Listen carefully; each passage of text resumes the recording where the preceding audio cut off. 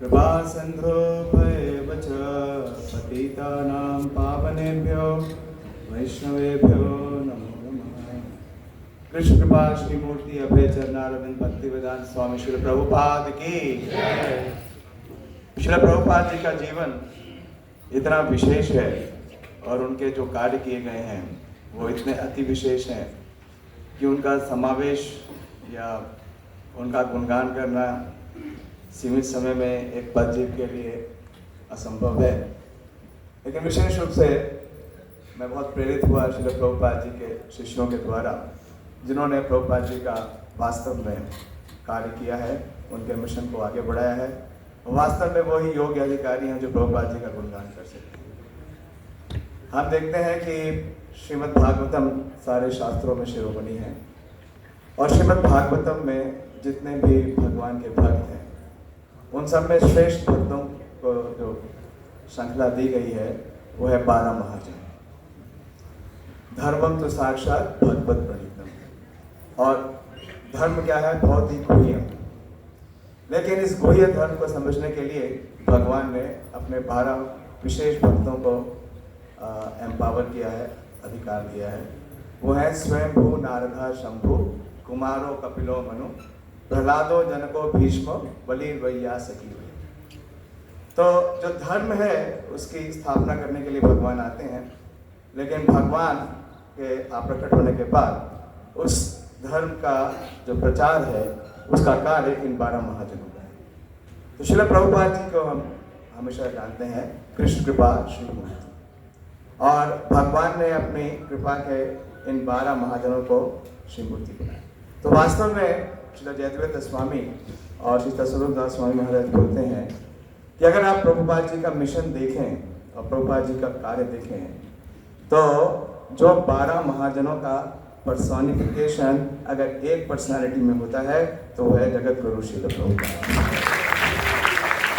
कैसे? इसके ऊपर वो बहुत अच्छी व्याख्या देते हैं, बताते हैं कि जिस प्रकार से भगवान श्री कृष्ण ने ब्रह्मा जी को शक्ति दी है। ब्रह्मा जी क्या है? सत्यावेश अवतार है। श्री प्रभुपाद जी को भी हम जानते हैं कि वो सत्यावेश अवतार है। तो ब्रह्मा जी के पास तो केवल एक विशेष शक्ति है, और वो शक्ति किसकी है? सृष्टि शक्ति। इस जगत की सृष्टि करने की शक्ति है। और इस जगत की सृष्टि ब्रह्मा जी किस लिए करते हैं? उसके पीछे क्या प्रयोजन है, क्या कार्य है? प्रयोजन ये है कि बद्ध जीव को एक अवसर मिले कि वो किस प्रकार से इस विषय आसक्ति से मुक्त हो सके और भगवत प्राप्ति कर सके। लेकिन ब्रह्मा जी की सृष्टि में इस कार्य को किया किसने? श्रील प्रभुपाद जी ने। श्रील प्रभुपाद जी ने, आप देखिए, पूरे विश्व में कृष्ण भावनामृत के केंद्र खोले और इन केंद्रों में हर जीव को ये अवसर दे रहे हैं कि वो कृष्ण भक्ति कर सकें, भगवान की सेवा कर सकें, भगवान से प्रेम कर सके और भगवत नाम वापस जा सके। इसलिए ब्रह्मा जी का जो वास्तविक कार्य है उसका प्रयोजन कौन कर रहे हैं? श्रील प्रभुपाद जी कर रहे हैं। तो इस प्रकार से ब्रह्मा जी का जो सृष्टि की शक्ति है उसका जो पूर्णता है, उसका जो परफेक्शन है वो श्रील प्रभुपाद जी के द्वारा। इसलिए श्रील प्रभुपाद जी किस परंपरा में आ रहे हैं? ब्रह्ममादीय गौड़ीय संप्रदाय। ये जो संप्रदाय है कहाँ से आ रहा है? भगवान श्री कृष्ण से। और इस संप्रदाय के जो पहले आचार्य हैं वो है ब्रह्मा जी, और ब्रह्मा जी का जो कार्य है उस कार्य को पूर्ण कर रहे हैं श्रील प्रभुपाद जी। और भी कई समानताएं हैं कि जब ब्रह्मा जी को ये सृष्टि करने के लिए ये कार्य मिला तो ब्रह्मा जी ने क्या किया? ब्रह्मा जी ने बहुत विशेष प्रार्थनाएं की। जब आप श्रीमद् भागवतम पढ़ेंगे तो उसमें ब्रह्मा जी के 2 पूरे चैप्टर्स हैं प्रेयर्स के। एक है 3रे स्कंद में, 2रे स्कंद में, और फिर एक है 10वें स्कंद में। तो जिस प्रकार से ब्रह्मा जी सोच रहे थे कि वो इस कार्य को करने के लिए असक्षम हैं और वो भगवान से इसके लिए प्रार्थना करते हैं, इसी प्रकार से हम श्रील प्रभुपाद जी को देखते हैं कि जब प्रभुपाद जी अमेरिका जा रहे थे तो अमेरिका में जब वो बॉस्टन पहुँचने लगे तो उन्होंने जलदूत पे भगवान से ही प्रार्थना की। और जिस प्रकार से ब्रह्मा जी को एम्पावर किया भगवान ने सृष्टि करने के लिए, उसी प्रकार से श्री प्रभुपाद जी को एम्पावर किया भगवान श्री कृष्ण ने पूरी सृष्टि में कृष्ण भावनामृत का प्रचार करने के लिए। इसलिए ब्रह्मा जी का मिशन जो है उसे पूर्ण कर रहे हैं श्रील प्रभुपाद। तो जो सृष्टि शक्ति है उसकी पूर्णता श्रील प्रभुपाद के द्वारा ही हो रही है कृष्ण भावनामृत के प्रचार से। अब हम दूसरे, अगर हम स्वयंभू नारद, तो नारद जी के पास बहुत विशेष शक्ति है। कौन सी शक्ति है नारद जी के पास? वो भी शक्ति विशेष अवतार है। कौन बताएगा? भक्ति शक्ति। भक्ति शक्ति इतनी प्रखर है कि वो किसी को भी, कितना भी वो निम्न स्तर का जीव हो, उसे भक्ति प्रदान कर सकते हैं। बहुत सारे उदाहरण देखते हैं। जिस प्रकार से रत्नाकर डाकू, उसको उन्होंने क्या बता दिया? वाल्मीकि, या फिर मृगारी। लेकिन प्रभुपाद जी ने केवल एक रत्नाकर दस्यु या मृगारी को नहीं, असंख्य अधम जीवों को, मृगारी के बारे में अगर आप देखें तो वो क्या करता था? केवल कुछ पशुओं की हत्या करता था। लेकिन आज के युग के जो मृगारी हैं वो क्या कर रहे हैं? वो ना सिर्फ पशुओं की हत्या कर रहे हैं, वो भ्रूण हत्या भी कर रहे हैं। वो वूम में किलिंग कर रहे हैं, मतलब जो शिशु है गर्भ में उसे भी मार रहे हैं। उसके अलावा वो एक और जघन्य काम कर रहे हैं, वो आत्महत्या भी कर रहे हैं। इस जघन्य पाप से बचाने के लिए श्री प्रभुपाद जी ने प्रचार किया। और प्रभुपाद जी किसी को भी भगवत धाम ले जाने के लिए पूर्ण तरीके से सशक्त हैं। मैं आपको प्रभुपाद जी की एक लीला बताता हूँ। प्रभुपाद जी के एक शिष्य हैं श्री आत्मतत्व प्रभु। तो आत्मतत्व प्रभु अपने साक्षात्कार, अपनी स्मृतियों में लिखते हैं कि जब प्रभुपाद जी अप्रकट हो गए तो उनको प्रभुपाद जी ने भारत में प्रचार करने के लिए भेजा। वो बॉडी से अमेरिकन है और इंडिया में प्रचार कर रहे थे, और उनका प्रचार क्षेत्र था बैंगलोर। वो बैंगलोर में थे, तो उनका कोटा मिलता था उन्हें कि हर मंथ में 2 लाइफ मेंबर बनाने। और बहुत स्ट्रगल होता था 1980s में, उस समय इतना पॉपुलर नहीं था इसका। तो महीना बीतने वाला था और एक भी लाइफ मेंबर नहीं बना। तो उनको एक युक्ति सोची, उन्होंने प्रभुपाद जी से प्रार्थना की। उन्होंने टेलीफोन डायरेक्टरी उठाई बैंगलोर की। पहले आप जानते टेलीफोन डायरेक्टरी आती थी क्योंकि गवर्नमेंट का ही खाली टेलीफोन होता था, और उसमें उन्होंने बंगाली नाम ढूंढने शुरू किए। तो उनको एक नाम मिला गांगुली।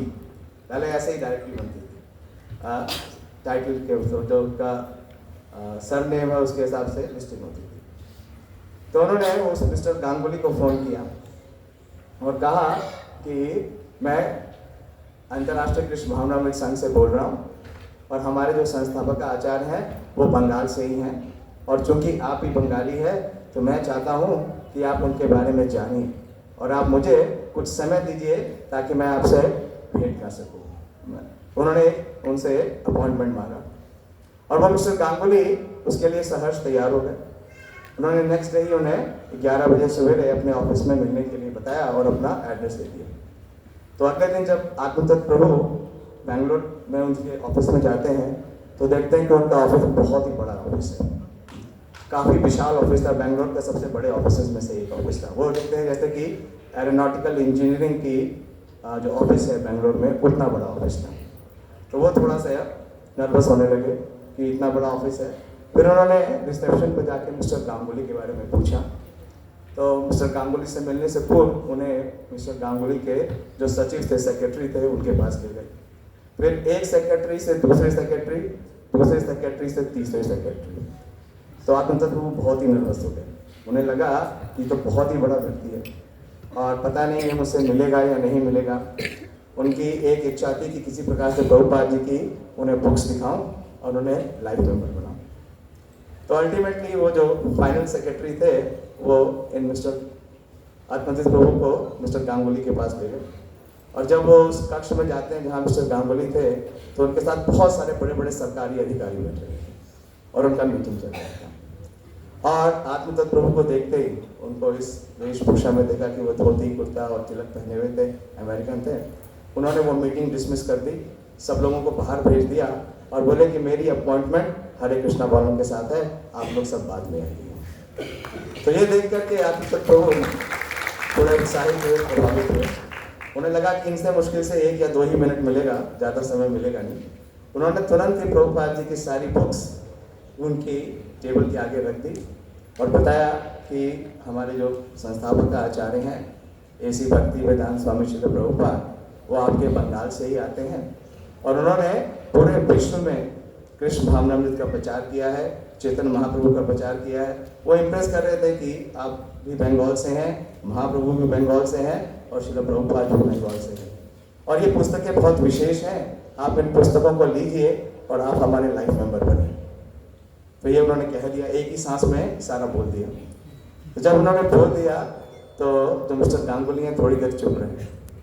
फिर उसके बाद मिस्टर गांगुली बोलते हैं, अच्छा बताइए मुझे इसके लिए कितनी राशि देनी है। तो उस समय लाइफ मेंबरशिप केवल 1000 रुपये की।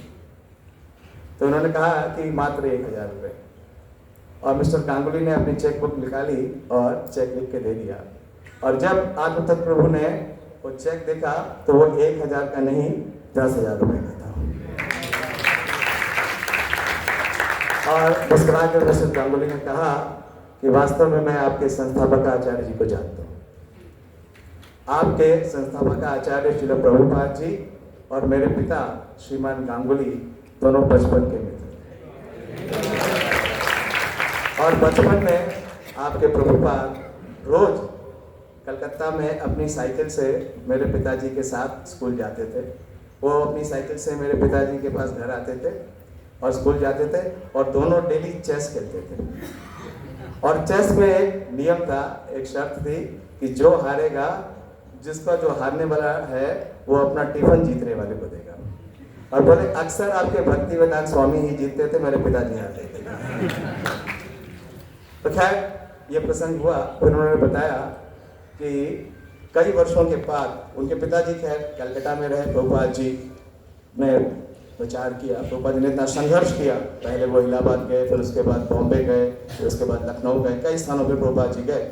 और अंततः प्रभुपाद जी ने भक्ति वेदांत समाज का जो आदेश था उसका पालन किया, अमेरिका चले गए। तो ये मिस्टर गांगुली और लोगों को बताते थे कि जो इस्कॉन के संस्थापक आचार्य हैं वो मेरे बचपन के मित्र हैं। तो कई वर्षों के बाद प्रभुपाद जी ने जब इंडिया में प्रचार करना शुरू किया 1970s में, तो प्रभुपाद जी ने एल्बर्ट रोड कलकत्ता पे अपना पहला इस्कॉन सेंटर खोला। और वहाँ पे जब प्रभुपाद जी आए तो ये मिस्टर गांगुली के जो पुत्र थे वो प्रभुपाद जी को सुनने के लिए 3 दिन लगातार कलकत्ता जाते हैं। तो प्रभुपाद जी की एक नज़र उनके ऊपर पड़ गई। तो पुत्र को देख के प्रभुपाद जी को उनके पिता का स्मरण हो गया। प्रभुपाद जी ने उन्हें बुलाया और पूछा कि आप कौन हो। तो मिस्टर जूनियर गांगुली ने बताया कि मैं आपके मित्र मिस्टर गांगुली का पुत्र हूँ। तो प्रभुपाद जी बहुत प्रसन्न हुए। प्रभुपाद जी ने कहा कि आप अपने पिताजी को बोलना कि मैं उन्हें याद कर रहा था और वो मुझसे मिलने आए, आप कल उन्हें लेके आना। तो अगले दिन मिस्टर गांगुली का पुत्र आया, लेकिन अकेले ही आया और उसके पिताजी साथ नहीं आए। तो प्रभुपाद जी ने उनसे पूछा कि मैंने तो आपको कहा था कि आप अपने पिताजी को लेके आना, मैं उन्हें याद कर रहा हूँ, आपने अपने पिता को बताया नहीं। तो ये जो पुत्र थे उन्होंने कहा कि नहीं, मैंने जरूर बताया पिताजी को, लेकिन उनकी जो स्वास्थ्य है वो ठीक नहीं है, वो चल फिर नहीं सकते, वो बेड रिडन है, तो ऐसी अवस्था में वो नहीं आ सकते। तो प्रभुपाद जी ने कहा अच्छा, अगर ऐसा है तो मैं उनसे मिलने आऊँगा। और ये बात हुई और वो चले गए। अगले दिन सुबह जब प्रभुपाद जी का एक नियम है, वो हमेशा मॉर्निंग वॉक के लिए जाते हैं। और प्रभुपाद जी ने कहा कि वो क्या है, he is a Calcuttan boy. तो प्रभुपाद जी को कलकत्ता का हर लेन, हर बाई लेन पता है। अगले दिन प्रभुपाद जी जब वॉक पर निकले तो वॉक पे चलते चलते प्रभुपाद जी ने जो नॉर्मल रूट था उससे अलग रूट पर चले गए और मिस्टर गांगुली के घर पहुंचे। और जब मिस्टर गांगुली के घर पहुंचे तो उनके पास जाते हैं, मिस्टर गांगुली के पास, और उनको जाके बोलते हैं, हे आप लोग दोनों बचपन के मिलते हैं, मैंने तुम्हें बुलाया था और तुम मेरे पास आए नहीं। हाँ, तो उन्होंने कहा कि मैं आपको क्या बताऊं स्वामी जी, हाँ, मेरी अब मानसिक और जो शारीरिक अवस्था है वो साथ नहीं देती। प्रभुपाद जी ने कहा मेरी और तुम्हारी उम्र तो सेम है, और मैंने तुम्हें बचपन में कहा था कि मैं तुमसे एक कार्य लूँगा। वास्तव में जो मिस्टर गांगुली हैं ये संस्कृत के बहुत बड़े विद्वान बने। इन्होंने पीएचडी किया और कलकत्ता की लोकल यूनिवर्सिटी में 2 मिनट लोकल यूनिवर्सिटी में संस्कृत पढ़ाते थे। तो प्रभुपाद जी ने कहा मैं पूरे विश्व में प्रचार कर रहा हूँ, सारे विदेशियों को भारतीय संस्कृति और भारतीय शास्त्र दे रहा हूँ, तो मैं उन्हें ये शास्त्र बता रहा हूँ, आप उन्हें संस्कृत का ज्ञान देना, हम दोनों साथ में चलते। तो ये कहेगा, प्रभुपाद जी ने कहा कि चलो मैं तुम्हें लेने आया। तो ये कह के प्रभुपाद जी वहां से जाने लगे। जाने से पूर्व प्रभुपाद जी को उन्होंने एक रसगुल्ला खिलाया और पानी पिलाया। प्रभुपाद जी बड़े प्रसन्न हो गए। जो पुराने मित्र, इतने पुराने मित्र मिले, थोड़ी आपस में सौहार्दपूर्ण वार्ता हुई, प्रभुपाद चले गए।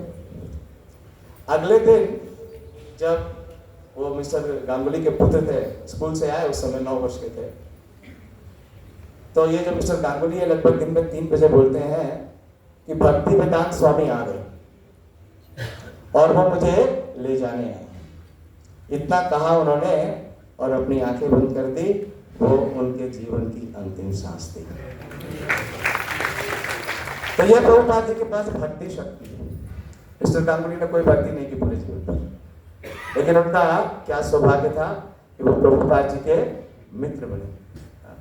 तो जो प्रभुपाद जी के अनुयायी बनेंगे, जो प्रभुपाद जी के इस भक्ति के संदेश को स्वीकार करेंगे और उस पद पे अनुगमन करेंगे, तो उन्हें क्या प्रभुपाद जी भगवत धाम नहीं देंगे? ये संभव ही नहीं है। तो नारद जी की जो भक्ति शक्ति है, उसका प्रतीक और उसका प्रमाण कृष्ण कृपा श्री मूर्ति अभय चरणारविंद भक्ति वेदांत स्वामी श्री प्रभुपाद। अभी तो 2 ही महाजन हुए। ठीक है, मैं यही समाप्त करता हूँ। फिर आगे कभी अवसर मिलेगा, आप प्रभुपाद जी के पास है, भक्तों के पास है, तो प्रभुपाद जी को ज्ञान करेंगे। तो ऐसे विशेष श्रील प्रभुपाद है। श्रील प्रभुपाद जी को हमारा बारंबार प्रणाम है और हमारा बहुत बड़ा भाग्य है कि हमें प्रभुपाद जी के मिशन में आने का अवसर मिला है। जगत गुरु श्रील प्रभुपाद की